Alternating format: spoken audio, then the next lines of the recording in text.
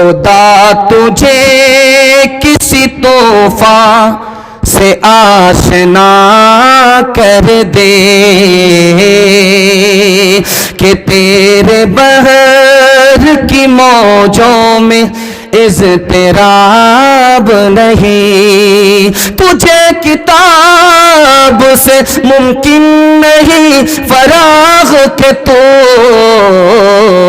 किताब ख़्वाह मगर साहिबे किताब नहीं।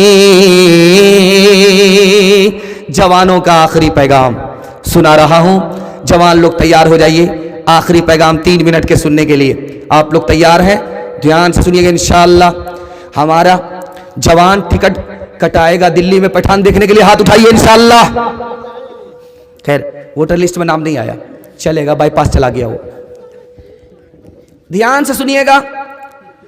हमारा जवान दारू क्यों पीता है? एक एक जुमले को जरा नोट कीजिएगा, मैं वजह बताने के लिए जा रहा हूं। हमारा जवान क्यों दारू पीता है? पहली वजह क्या है? बाप दादा को देखा दारू पीते हुए, इसलिए उसकी मीरास को ढो रहा है। मेरा बाप पीता था तो मैं क्यों नहीं पीऊंगा, मेरा दादा पीता था, ये मीरास मेरे घर में आई है बाप दादा से, उस मीरास को ढो रहा है। अब गौर कीजिए कि आप अपनी आदत को बदलिए, वरना कल आपकी औलाद आपकी आदत पर आ जाएगी। आप दारू पीते थे, आपकी औलाद भी दारू पिएगी। तो पहली वजह हमारा जवान दारू क्यों पी रहा है? बाप दादा को दारू पीते हुए देखा। दूसरी वजह बताने के लिए जा रहा हूं। हमारा जवान दारू क्यों पी रहा है? माहौल ही गलत है, उल्टा सीधा लोगों के साथ बैठ रहा है, उल्टे सीधे माहौल में है, इसलिए दारू पी रहा है।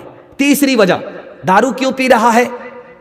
कि थका हुआ है, काम करते करते थक गया, उसको यह एहसास है कि दारू पी लेंगे थकावट दूर हो जाएगी, थकावट दूर करने के लिए दारू पी रहा है। चौथी वजह वो ये समझता है कि मैं अभी बेचैन हूं, दारू पी लूंगा तो मुझको सुकून मिलेगा, सुकून के लिए दारू पीता है।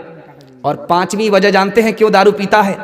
दारू इसलिए पी रहा है कि वो सोचता है कि दारू पीने के बाद मैं ताकतवर हो जाऊंगा, मोटा हो जाऊंगा, मेरे अंदर सेहत आ जाएगी, ताकत आ जाएगी, इसलिए दारू पीता नहीं था।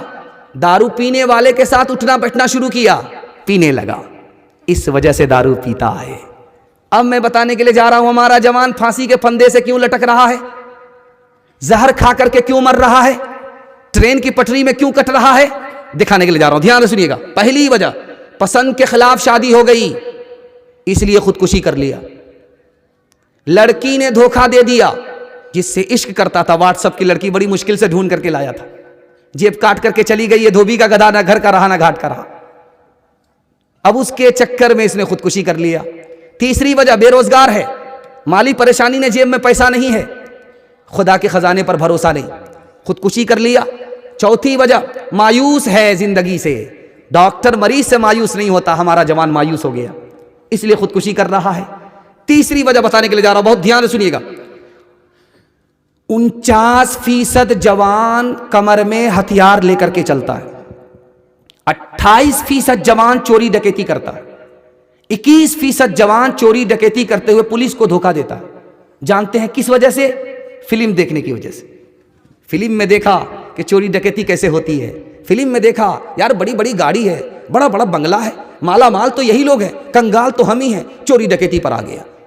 फिल्म से देखा कि चोरी डकैती कैसे होती है, वहां से सीख लिया, चोर डकैत बन गया, जेल जा रहा है, कभी पुलिस को चकमा दे रहा है, गलत रास्ते पर चला गया। हमारे जवान को तरक्की क्यों नहीं है? अब ध्यान से सुनिए। इल्म भी नहीं है, हुनर भी नहीं है, उस्मान अली को जानता भी नहीं है, इसलिए न दुनिया में तरक्की है न दीन में तरक्की है। हमारे जवानों को अल्लाह ने ऐसा नवाजा है, बिहार के जवानों को, लोग कहते हैं कि आईएएस अफसर सबसे ज्यादा बिहार के लोग बनते, आईएएस अफसर सबसे ज्यादा लोग बिहार के बनते। बिहार के लोगों में टैलेंट बहुत है, लेकिन जवानों का हाल क्या है कि शेर का बच्चा बकरी के रेवड़ में पहुंच गया तो समझता कि मैं बकरी ही हूं, शेर नहीं हूं। जवानों के लिए मैं आपको बताने के लिए जा रहा हूं, आप किस तरह जिंदगी गुजारेंगे, एक लाइन में फॉर्मूला देने के लिए जा रहा हूं। हर काम अपने वक्त में अच्छी लगती है। आप पढ़ाई के वक्त में पढ़ाई कीजिए, शादी के वक्त में शादी होगी, पढ़ाई के वक्त में अगर शादी करेंगे तब तो गए, शादी के वक्त में अगर पढ़ाई करेंगे तब तो गए। हर चीज अपने वक्त में अच्छी लगती है, पढ़ाई के वक्त में पढ़ाई, शादी के वक्त में शादी। अरे आप पढ़ाई तो कर लीजिए, टोकरी टोकरी लड़की आ जाएगी, दुनिया भर की दौलत आपके कदमों में आ जाएगी। पहले तो आप लगाम को अपने हाथ में हासिल कर लीजिए, इंशाअल्लाह अल्लाह इज्जत की चोटी पर पहुंचा देगा। हर काम अपने वक्त में अच्छी लगती है, पढ़ाई के वक्त में पढ़ाई, शादी के वक्त में शादी। जवान के लिए दो ही रास्ते हैं, यूसुफ अलैहिस्सलाम का रास्ता पकड़े या यूसुफ के भाई का रास्ता पकड़े। यूसुफ ने कौन सा रास्ता इख्तियार किया? जिना नहीं किया, शराब नहीं पी, गलत रास्ते पर नहीं गए। तो अल्लाह ने कहां से कहां उठाया? फर्श से उठाया, अर्श पर पहुंचाया। 90 साल के लिए मिस्र की हुकूमत अल्लाह ने अता फरमा दिया। हमारे जवानों को किसका रास्ता इख्तियार करना? किनका? हजरत यूसुफ अलैहिस्सलाम का। इंशाअल्लाह जिना नहीं करेंगे, जिना की तरफ नहीं जाएंगे। दूसरा रास्ता कौन सा है? यूसुफ के भाइयों का। तौबा की उम्मीद पर गुनाह करते जा रहे हैं, तौबा की उम्मीद पर गुनाह करते जा रहे हैं, कल तौबा कर लेंगे, कल सुधर जाएंगे, जलीलो खार हो गए। अल्लाह ने इज्जत की चोटी से जिल्लत की पस्ती में डाल दिया।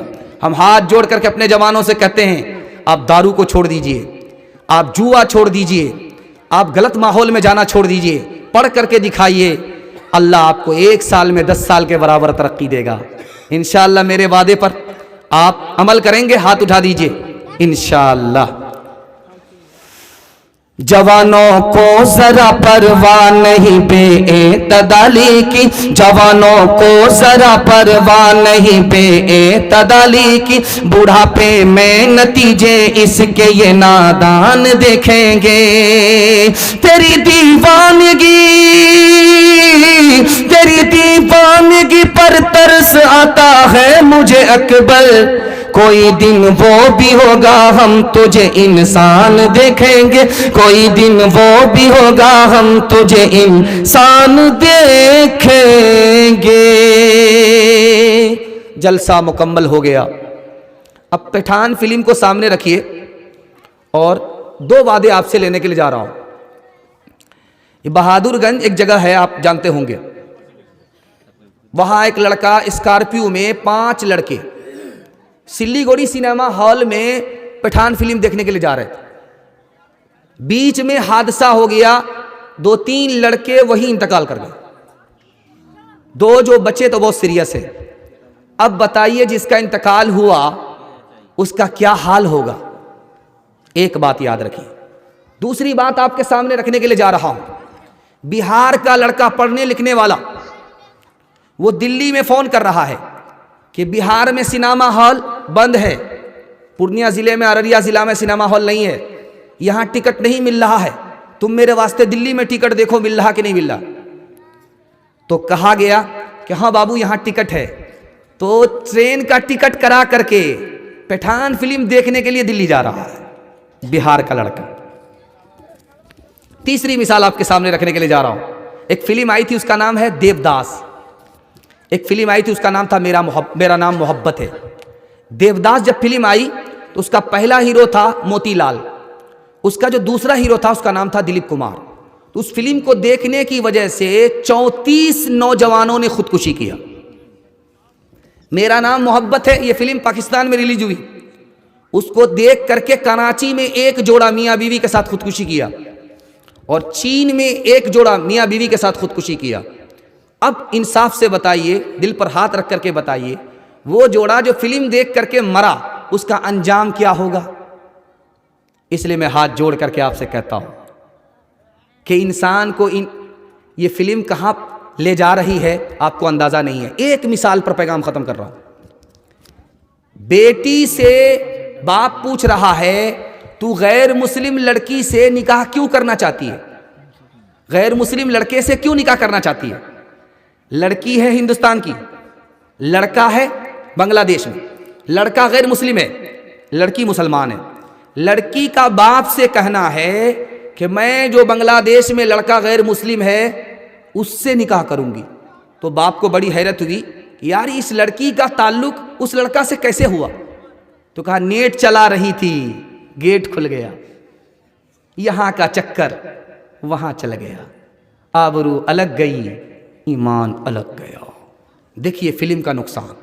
आगे कुछ नहीं कहना है, ये छोटा मजमा है, 313 है। अगर यही बदल गया, सुन्नत पर आ गया, शरीयत पर आ गया, तो अल्लाह पूरे हिंदुस्तान को बदल देगा इंशाअल्लाह। फिल्मी दुनिया से हमारा कोई ताल्लुक नहीं होगा। एक अहले हदीस आलिम थे, उनका नाम था मौलाना गजनवी। वो एक रिसाला निकालते थे, उनका नाम था आबे हयात। उस रिसाले का नाम था आबे हयात। उस रिसाले में लिखा है कि लड़का भी व्हाट्सएप की लड़की को देख करके निकाह किया, लड़की भी लड़का को देख करके निकाह किया, माँ बाप की पसंद के खिलाफ निकाह किया, पसंद के मुताबिक नहीं किया, माँ बाप की पसंद के खिलाफ किया। दोनों ने मोहब्बत में शादी किया, फिर दोनों में झगड़ा हुआ, शादी ख़त्म हो गई, रिश्ता ख़त्म हो गया। तो उन्होंने उस किताब में लिखा है 2 वजह से रिश्ता ख़त्म हुआ। जिस वक्त लड़की लड़का से मोहब्बत करती है, जोश में होती है, होश नहीं होता। जिस वक्त लड़का लड़की से मोहब्बत करता है, जोश में होता, होश नहीं होता। लेकिन जब शादी के बाद जोश ठंडा हो जाता है, तब समझ में आता है कि ये लड़की तो बड़ी बेवकूफ़ है। अब लड़की को समझ में आता है ये लड़का बड़ा बेवकूफ़ है। झगड़ा हुआ, रगड़ा हुआ, रिश्ता ख़त्म हो गया। दूसरी वजह उन्होंने लिखी है, लड़का 1 नंबर का फिल्मबाज था, लड़की 1 नंबर की फिल्मबाज थी। लड़का ने लड़की से इसलिए शादी किया कि 1 नंबर का हीरो होगा, और लड़की ने लड़का से इसलिए शादी किया कि 1 नंबर की हीरोइन होगी। जब दोनों करीब आए तो देखा कि ये तो उल्लू की पट्टी है। उसने सोचा ये तो उल्लू का पट्टा है। रगड़ा हुआ, झगड़ा हुआ, रिश्ता ही ख़त्म हो गया। इसलिए हाथ जोड़ करके कहता हूँ, माँ बाप जो शादी कराते हैं वो शादी बहुत मजबूत होती है।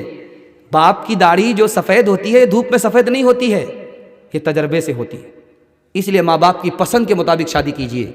व्हाट्सअप और फेसबुक की लड़की के पीछे मत जाइए, वो पाकिट मार होती है। वो उस लड़के को तलाश करती है जो पैसे वाला होता है, उससे निकाह कर लेती है, उसकी जायदाद की अकाउंट की मालिक हो जाती है, उसके बाद लात मार देती है। ये धोबी का गधा न घर का रहता है न घाट का रहता है। इंशाअल्लाह हमारा जवान नशा से बचेगा, फिल्म से बचेगा, जुआ से बचेगा। हाथ उठा दीजिए इंशाअल्लाह।